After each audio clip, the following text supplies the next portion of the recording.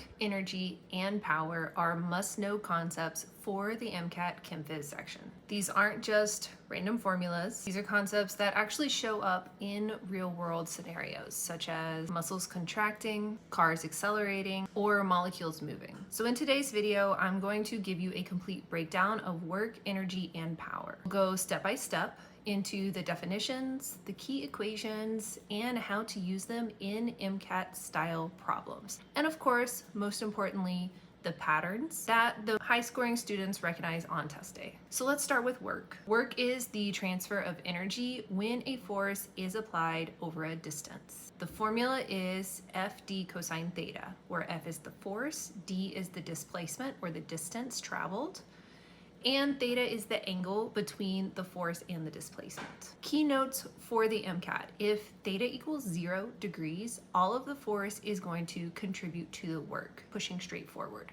If theta equals 90 degrees, no work is done. Think of carrying a box while walking horizontally. Work is measured in joules, which is newtons times meters, or kilograms meters squared per second squared. Let's look at an MCAT example.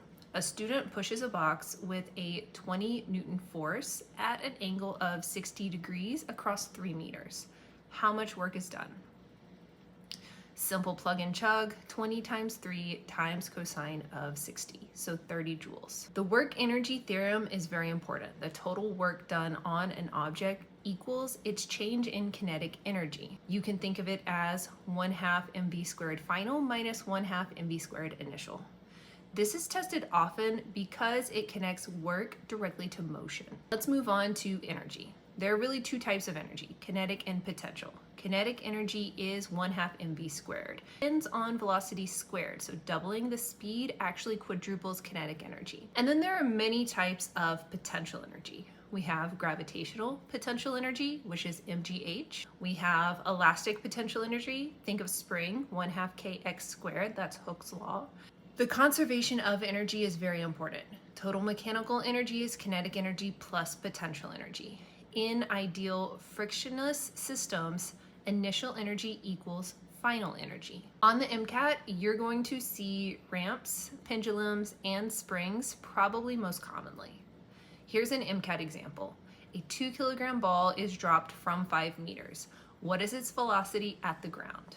Use the conservation of energy. mgh equals 1/2 mv squared. As you solve it, you end up with about 10 meters per second. You also see sometimes work done by non-conservation forces, such as friction, but it doesn't come up quite as often. Let's move to power. Power is basically just the rate of doing work.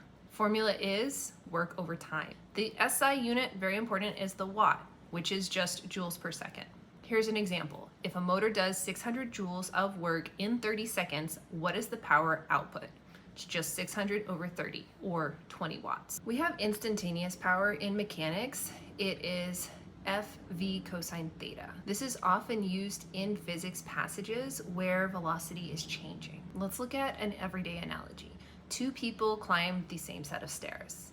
So they do the same work, the same mgh, but the one who climbs faster exerts more power because time is smaller. Let's look at some high yield patterns and connections. First one is inclined planes. Work equals FD cosine theta, but you could also solve it by conservation of energy. mgh equals 1/2 mv squared. Springs show up a lot. Make sure you always connect Hooke's law, so F equals kx, to elastic potential energy, 1/2 kx squared. Look at circuits, they're really common too. Power equals IV equals I squared R equals V squared over R. Use your units. If you get lost, energy in joules, power in watts. Some common MCAT pitfalls are forgetting cosine theta when the force isn't aligned, when theta isn't 0 degrees, mixing up work and power, ignoring your non-conservative forces like friction or drag. So here's the big picture.